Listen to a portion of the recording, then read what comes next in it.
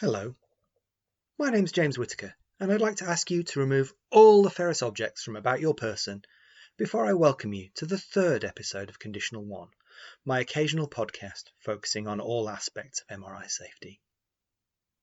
In this episode, I'll be continuing my discussion of the MRI safety checklist that every patient has to complete before their examination.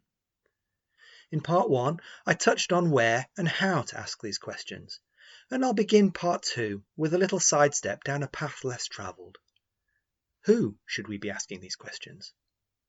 What do you do if the patient can't answer your questions? It's almost inevitable as an MRI tech that you'll encounter patients who don't speak your language, and every workplace will have its own way of handling these patients. I've encountered everything from having hospital-employed translators available for just about every language you could imagine, all the way down to speaking into a patient's phone in the hopes that Google Translate knows what a neurostimulator is. A common scenario in New Zealand is having a non-English speaking patient accompanied by an English-speaking family member, often a child or younger relative who's been born and raised in this country. Dependent on local policy, using this family member to translate can be a huge help or a total no-no. I'm not here to tell you how you should approach this, but as always, you need to be confident of the accuracy of the information you're receiving. What do you do if the patient isn't able to communicate for another reason? A few years ago, I was in just such a situation. I was asked to scan a lady who had suffered a brain hemorrhage. She was awake and alert, but completely non-verbal. I remember her husband was supporting her, and he was answering the questions on her behalf as next of kin. No pacemaker or other heart surgery, no brain surgery, but she had had some surgery on her left knee, possibly a cruciate repair.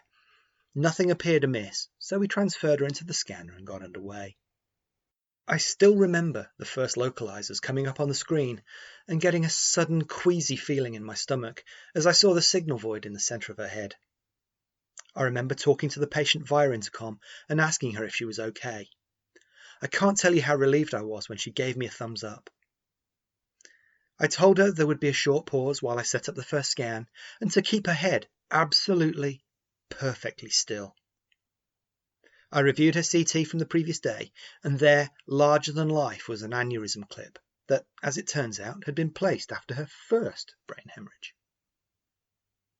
As she was not in any distress, for the time being at least, I decided that the safest thing to do was not to move her until I knew what I was dealing with. I remember going to talk to the patient's husband and asking him about the clip that he'd told me wasn't there. Did you remember when it was placed? Where was the surgery performed? I can't tell you how relieved I was when he told me it had been placed at a local neurosurgical centre just a couple of years before, and I could quickly confirm that it was an MR conditional clip and that I could safely continue with her scan. It all went very smoothly. We returned her to the ward, and then I took a short break and seriously considered throwing up. Looking back, I'm still not sure what I'd have done if it had transpired the clip was MR unsafe. Would we have had to quench the magnet? Would we have been able to slowly withdraw her from the field? I've thought about that a lot over the years. In the debriefing afterwards, I was very surprised to find that in New Zealand, next of kin don't automatically have power of attorney, and ever since I've been sure to ask whoever is answering on behalf of the patient if they have the legal right to do so. Every state or country has different rules around this, so please make sure you know exactly where you'd stand should you find yourself in a similar position. Now, for those who've heard me talk about this at conferences or study days, you'll know that this next question is my favourite. I don't ask, were you welding yesterday? Or, have you got metal in your eyes in the last week? No. Have you ever had any injuries or accidents where metal objects may have entered your eyes? To which the answer is often, yes, but that was years ago. It doesn't matter, and I explain it to the patient as follows. If you get a metal fragment anywhere else in your body, it forms scar tissue as it heals, and this scar tissue can help to hold the fragment in place, though that's not to say we don't need to know about them. Unfortunately, Your eyes are basically little balls of jelly, and there's nothing to form that scar tissue or hold the fragment in place. The magnet in our scanner loves metal, and if you go in the room, our scanner will find any bits in your eyes, no matter how small, and move them. At the very least, it'll hurt like blazes, and worst case, it can blind you. In addition to eye injuries, we need to know about any surgeries to the eyes. There are a huge array of surgical implants that ophthalmologists place nowadays, from glaucoma drainage devices to scleral buckles, to gold or platinum eyelid weights for patients with Bell's palsy or other types of facial paralysis. Now, how you clear your patient for scanning will again vary from centre to centre, so I won't delve too much into specifics at this point, though it would be cool to do an episode on this in the future. I will say this, however, no matter how busy you are, or how frustrating it might be to have to take the time to get your patient's orbits imaged, no one will thank you for cutting corners. I've seen the aftermath of an MRI-related orbital injury, and it's horrific. While I'm asking about metal in the eyes, I always follow up more generally to ask about bullet wounds or shrapnel that the patient may have inside them. Fortunately, here in New Zealand the answer is rarely yes, but as there is a thriving rural hunting community, and accidents sadly happen, we occasionally find pellets or bullet fragments in strange places. Relatively little of the ammunition in non-military use is ferromagnetic, but unless you know exactly what you're dealing with, always assume it's ferrous. It's not a hard contraindication, but case-by-case analysis is required. How long has it been there? Is it near any vital organs? What body part is being scanned, and why? These are all discussions to have with your radiologist and the referrer before a final decision is made. I think it would be extremely difficult, if not outright impossible, to explicitly ask patients if they have every type of conditional or unsafe implant. So there are some more general questions that I would ask as part of my spiel. Have you ever had any of the surgeries or procedures? Have you ever had any metal objects placed inside your body, such as broken bones with pins or plates, joint replacements, stents, clips, tubes, or anything inside your body that you weren't born with? I used to ask if patients had anything man-made inside them, but one patient very shrewdly answered that technically everything inside him was man-made. And I couldn't really argue with him about that. One of the more intrusive questions we have to ask as part of our spiel is the pregnancy question, and it's amazing the range of answers we get, I'm sure you'll agree. From the vaguely offended denial to the total oversharing of fertility information, we get it all. I'm occasionally asked why I need to know, and it's a reasonable question considering I've just spent the last 5 minutes telling the patient how safe MRI is meant to be. I usually approach answering something like this. MRI is still a relatively new technology, and while there haven't been any studies that suggest that it can harm your fetus, doctors are usually very conservative and don't want to take any chances with the health of patients under their care. So, if you're pregnant, it might change what we do, or possibly when we do it. For a long time, it was considered to be contraindicated to perform MRI during the first trimester of pregnancy, which I believe was due to it being the time of most rapid development of the unborn child, and thus the period of greatest theoretical risk. That has changed now, though, and MRI can be performed at any stage of pregnancy, assuming there's a real need for it. Research has found no evidence to suggest that scanning at 1.5T causes any adverse effects for mother or fetus. During the first trimester, MRI is usually performed due to health issues on the part of the mother rather than the fetus, and so is often preferable to X-rays or CT, which have a known and quantifiable ionizing radiation risk. A small but growing percentage of our female patients will attend with intrauterine devices or IUDs in place, and some are understandably concerned about how it may be affected by exposure to the magnetic field. As of 2018, 2% of American and 6% of European women had an IUD in situ, and the vast majority of these Western IUDs are copper, gold, or plastic, and thus can be considered MR conditional. Bussmann et al. In 2018 found that there is very limited heating, attraction, or artifact relating to these devices at fields of up to 3T. In Asia, specifically China, the situation is entirely different. As of 2018, it was estimated that 44% of Chinese women between 15 and 45 had an IUD in situ. There's some discussion as to exactly why this is, but one suggestion is that the one-child policy of the Chinese government between 1979 and 2015 was a significant contributory factor. An interesting statistic perhaps, but why do we care about that in the setting of MRI safety?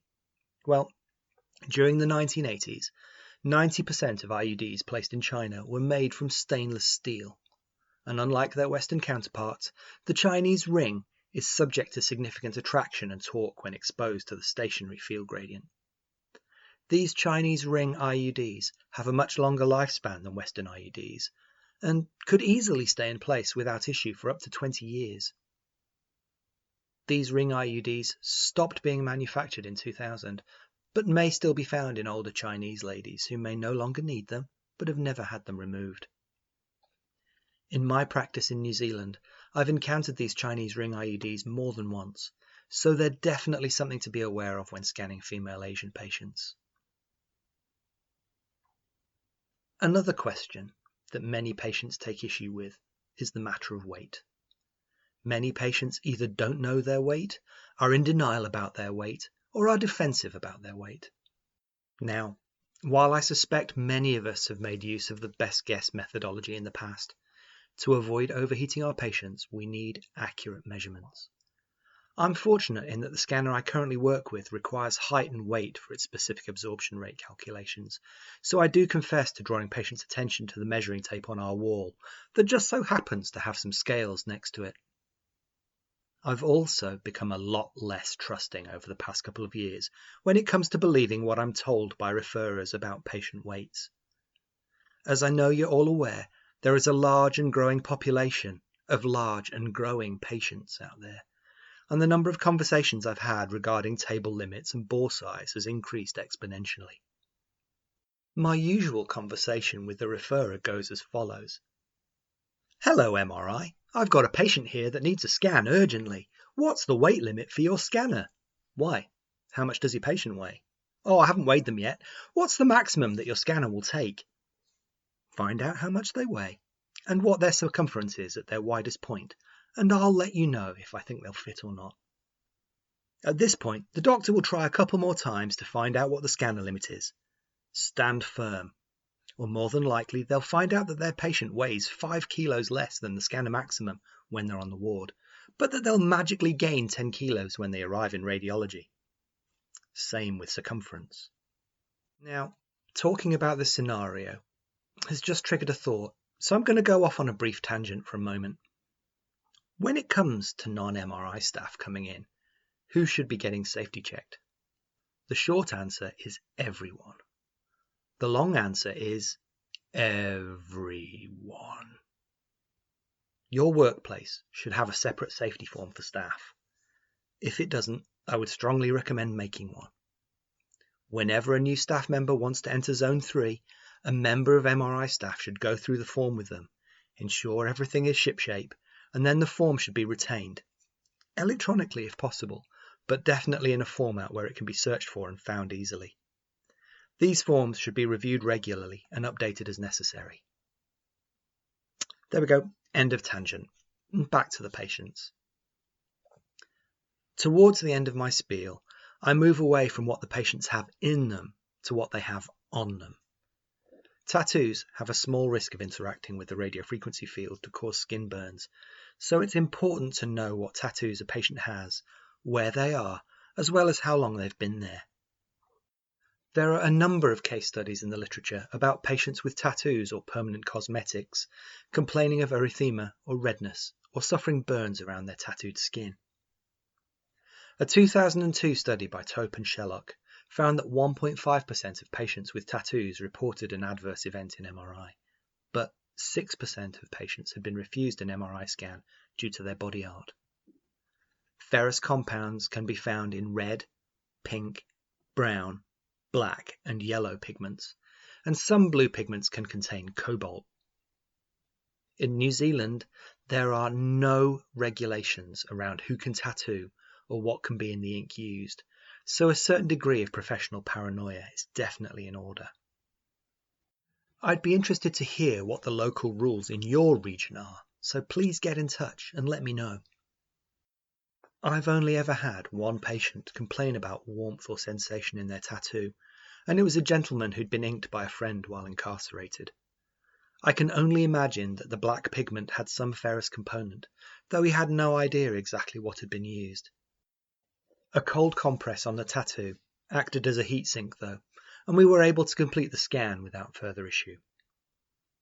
Now, body piercings are a bone of contention for many MRI techs, but my feeling is definitely that if a piercing can be removed without damaging the patient, it should be. Any that can't be easily removed should be carefully tested with a hand magnet for any magnetic properties. It's interesting how many patients say that they can't remove their piercings, but change their minds when I put on my surgical gloves and bring out the pliers. If patients are worried about their piercings closing over, then non-metallic spacers can be put in for short periods by any piercing shop. Despite having no tattoos or piercings myself, I'm on first-name terms with the staff at the nearest piercing shop, and dependent on where your practice is based, I would suggest reaching out if at all possible. Last, but by no means least, I ask my patients about false teeth and hearing aids.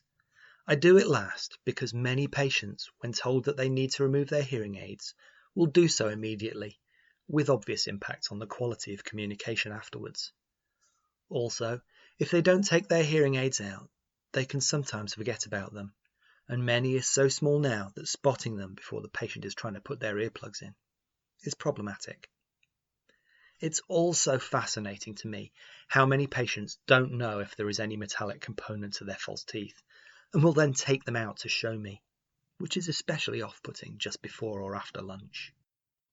On a more serious note, as I was researching this episode, I became aware of a recent tragic case in Arkansas in the United States. 14-year-old CJ Harris suffered a significant head injury in a quad bike or ATV accident in March of this year, suffering a brain hemorrhage and fractured skull. In the days before his death at the end of March, CJ's parents asked for an MRI to be performed, which was allegedly initially refused due to CJ having orthodontic braces. There's an ongoing lawsuit surrounding the circumstances of CJ's death, so we may never know the full story. But it does appear that there was a delay in the scan being performed due to concern that artifact from the braces might render the MRI non-diagnostic. It doesn't appear to be strictly an MRI safety issue, except for the discussion around whether MRI was an appropriate examination for this young patient to undergo. I think we can all agree that it's a sad case. One thing that I would strongly suggest when safety checking your patients is going through the full consent process for administration of contrast media, unless you are absolutely certain that your patient won't be injected with contrast. I feel it's better to at least discuss it with them. Otherwise, if you have to give contrast due to an unexpected finding, you're then trying to explain what it is, why you need it, and why you didn't mention it before to a patient wearing hearing protection that you desperately don't want to move. As with many other topics that I've touched on in the last 2 episodes, contrast agents in MRI deserve to be looked at more closely, and I hope to do so in the not too distant future. When I reach the end of my safety checks, I always finish with this. Now, I've asked you a lot of questions, but now it's your turn. Has everything I've said made sense? Have I explained everything okay? What questions would you like to ask me? The phrasing of this is very important because it takes the responsibility of understanding the process off the patient and onto me. Have you ever asked someone if they understood, and they nod and agree, but you know for a fact they don't really understand? It's because no one wants to look foolish or stupid in front of others. By asking if I've made sense, the implication is that they don't understand because I haven't explained well enough. It's my issue, not theirs. By asking what questions they have rather than, do you have any questions, it gives them permission to clarify that one thing that bugs them or revisit the information that they didn't quite comprehend. It gives the impression that questions are not just tolerated, but expected, and I've found that many patients will take the opportunity and be grateful for it. I'd love to get some feedback on this next part. How much clothing do you make patients take off for their scan? And what do you give them to wear in its place? I personally prefer to get all my patients to undress down to their underwear and ask my female patients to remove their bra unless it has no underwiring or clip fasteners at back or shoulders. Also be prepared for the inevitable few who've neglected to put on underwear. My current practice has disposable underwear if required, but long cotton gowns or scrubs cover a multitude of sins. Hair clips, slides and bands should be removed. Jewellery off, with the exception of rings where arthritis or weight gain make removal unfeasible. I'm sure that many of you are all too well aware of the dangers of antimicrobial sportswear, but for those of you listening who haven't had the pleasure as yet, these smart garments are advertised as performance or activity wear and have small metal fibres, usually silver, woven into the material. These fibres can heat when exposed to radio frequency, and back in 2012, an 11-year-old girl sustained second-degree burns on her abdomen after being scanned with a silver-impregnated undershirt. Her case was unfortunately made more serious by the fact that she'd been sedated for her MRI scan, and it was only when she was roused that the burns were discovered. Moving on, another point I'd like some feedback on is this. Does your MRI suite have a shower? If it doesn't, it's something that you might want to think about for the future. Why is that, I hear you ask? Well, on the west coast of New Zealand, just outside Auckland, is a place called Piha Beach. It's an awesome place and home to some of the best waves in the country, as well as beautiful and amazingly ferrous black sand. From experience, it can cause significant artifact on MR images, and I can't imagine it has a positive effect on field homogeneity if it collects in the bore. Yeah, well, I hear you say, that sounds like a very specifically New Zealand problem, so why should I be concerned? For one thing, there are black sand beaches all over the world, and for another, it's not just sand that you might need to wash off. A very good friend and colleague of mine had to basically frog march a patient to the shower as he'd just come from his job as a mechanic. He was insistent that he always wore eye protection when welding, but unfortunately his goggles didn't cover his head and he had slag, swarf and who knows what other fragments in his dreadlocks. Dreadlocks apparently only get washed once a week or so. So can you imagine how much metal was in there after a busy week in a workshop or garage? So there you have it. I hope that all this has been helpful, or at the very least, interesting. I appreciate that this has been a far from exhaustive run through, so if you have any safety checking stories of your own, I'd love to hear them. I'd like to say thank you to purpleplanet.com for the use of their music, and also thank James Whittaker for graphic design. If you have any questions about the content of this podcast, or ideas for future episodes of Conditional 1, please email me. My email address is podcast@conditional1.com. You can also message me on my website, www.conditional1.com. And remember, if anyone ever tells you that being an MRI technologist isn't rocket science, tell them no, but it is nuclear physics. Goodbye.